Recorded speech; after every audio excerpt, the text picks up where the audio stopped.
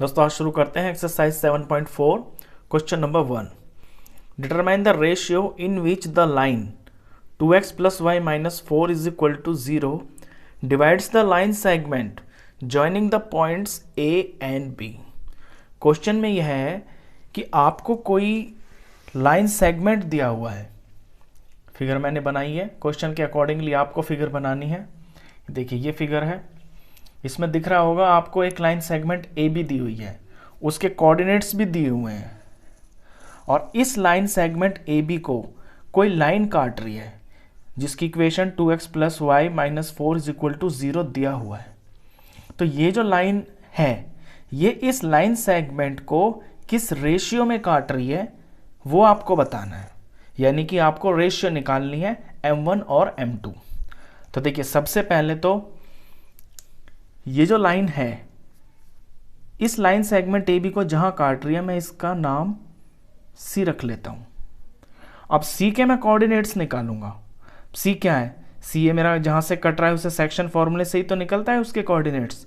तो सी के कोऑर्डिनेट्स मैं निकालूंगा और वो जो मेरे एक्स और वाई आएंगे उन्हें मैं इस लाइन की इक्वेशन में पुट करूंगा, यानी यहां पे एक्स की वैल्यू भरूंगा, यहां वाई की, तो मेरे m1 और m2 आ जाएंगे।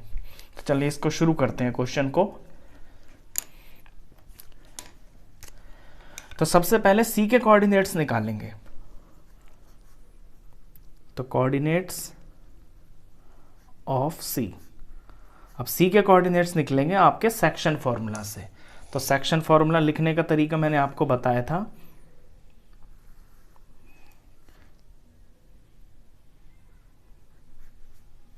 सेक्शन फॉर्मूले का था m1 प्लस m2, नीचे m1 प्लस m2, ये मैंने पैटर्न बताया था आपको लिखना पे लास्ट वीडियोस में, कॉमा, फिर m1 प्लस m2 और नीचे m1 प्लस m2। अच्छा, ये जो मेरा पहला होता है ये x होता है, तो यहाँ पे आपको x2 और x1 भरने होते हैं। कॉमा के बाद y की वैल्यू होती है, यहाँ पे y2 और y1 भरना होता है। और ये निकलेंगे कहाँ से? a और b से। अब क्योंकि मैं a और b को ले रहा हूँ तो जो a की चीज़ें हैं वो हो गई मेरी 1, यानी ये x1 y1, और b की चीज़ें हो गई x2 और y2, और रेशियो मुझे इसके अंदर निकालना है। तो लेट रेशियो इज k:1। जब हमें रेशियो निकालना होता है तो हम रेशियो को k:1 ले लेते हैं। अब कोऑर्डिनेट्स ऑफ सी निकालेंगे तो इस फॉर्मूले में वैल्यू भरेंगे। पहले तो m1 और m2 को पुट कर लेते हैं, ये जो मेरी रेशियोज हैं। तो k+1, यहाँ पे भी k+1, कॉमा k+1 और यहाँ पे k+1। अब k के पास ये x की है तो यहाँ पे x2 की वैल्यू भरनी है। तो x2 जो है इसके अंदर आपका हो जाएगा, देखिए मैंने बताया ना, a वाली चीज़ें आपकी x1 और y1 हो गई और b वाली होगी आपकी x2 और y2। तो x2 की वैल्यू है इसके अंदर 3, यहाँ पुट करेंगे k के पास 3, यहाँ पे x1 है 2, यहाँ पे 2 पुट करेंगे। y के लिए यहाँ y2 पुट करेंगे, ये है आपका 7, यहाँ y1 पुट करेंगे तो ये -2 है, यहाँ जगह कम बच गई, मैं यहाँ पे पुट कर देता हूँ क्योंकि ये मल्टीप्लाई में आगे पीछे लिखने से कोई फ़र्क नहीं पड़ता। अब इसे सॉल्व करते हैं। 3 × k 3k प्लस 2 अपॉन में k+1, कॉमा 7 × k 7k, ये 2 1 2 और ये माइनस प्लस माइनस -2 अपॉन में k+1। बस ये यहाँ से आगे सॉल्व नहीं हो रहा, तो ये मेरे c के कोऑर्डिनेट्स है। तो c पर x की वैल्यू तो है ये और y की वैल्यू है ये। अब ये जो x y आए हैं इनको मुझे इस लाइन की इक्वेशन में पुट करते ही मेरे k की वैल्यू आ जाएगी। तो लिखने का तरीका इस तरह से होगा, क्योंकि but c lies on 2x plus y -4 is equal to 0। लेकिन जो c है ना वो आपका इस लाइन के ऊपर लाई करता है, तो इसकी जो सी की वैल्यूज़ हैं वो इसके अंदर फिट बैठनी चाहिए। तो इसके अंदर अपनी एक्स और वाई की वैल्यूज़ को हम पुट करेंगे। इक्वेशन है 2x + y - 4, तो 2 का लिखेंगे 2 और x की जगह पे ये लिखेंगे जो हमारा c का कोऑर्डिनेट आया है x, 3k + 2 k + 1 प्लस यहाँ y है तो यहाँ y की वैल्यू पुट करेंगे, ये है 7k - 2 अपॉन में k + 1, आगे -4 है और इज इक्वल टू 0। इसके आगे सिंपली आपको सॉल्व करना है।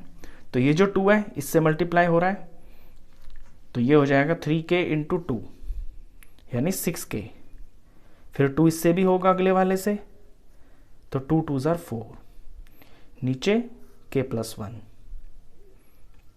आगे बढ़ते हैं, इसमें कुछ भी नहीं हो रहा तो इसको अपने एज इट इज लिख दीजिए। आगे -4 है इज इक्वल टू 0। अब देखिए ये इसमें आपको 3 टर्म्स दिख रही हैं, इसके नीचे k + 1, इसके नीचे k + 1 और -4 के नीचे कुछ नहीं है तो आप 1 मान लें। तो फ्रैक्शन में है सारे, तो इनका एलसीएम लेना पड़ेगा। तो एलसीएम तो इसका आएगा आपका k + 1, k + 1 ही इसका एलसीएम आएगा। अब एलसीएम को जब इसके फैक्टर से, जो नीचे वाला है आपका ये, इससे डिवाइड करेंगे तो ये तो सेम चीज़ है तो 1 ही आएगा, और 1 से जब ऊपर वाले को मल्टीप्लाई करेंगे तो ये आपका सेम टू सेम यही आएगा। इसी तरह से यहाँ भी ये इससे डिवाइड होगा तो 1 आएगा, और 1 को इससे मल्टीप्लाई करेंगे तो सेम टू सेम यही आ जाएगा जो ऊपर है। आगे -4 है, जब k + 1 को 1 से डिवाइड करेंगे तो k + 1 आएगा, और उस k + 1 को आपको -4 से मल्टीप्लाई करना होगा। तो यहाँ पे इसमें मल्टीप्लाई इस तरह से करना, ब्रैकेट में लिखना आप, इज इक्वल टू 0।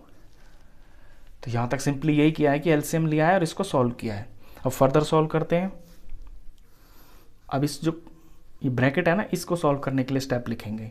नीचे तो k + 1 है, ये यहाँ पे मैं क्या करता हूँ, ये मेरा 0 है ना, इसको मैं क्रॉस मल्टीप्लाई करता हूँ ऐसे, तो ये k + 1 × 0, तो ये तो बन गया 0, इसका काम खत्म।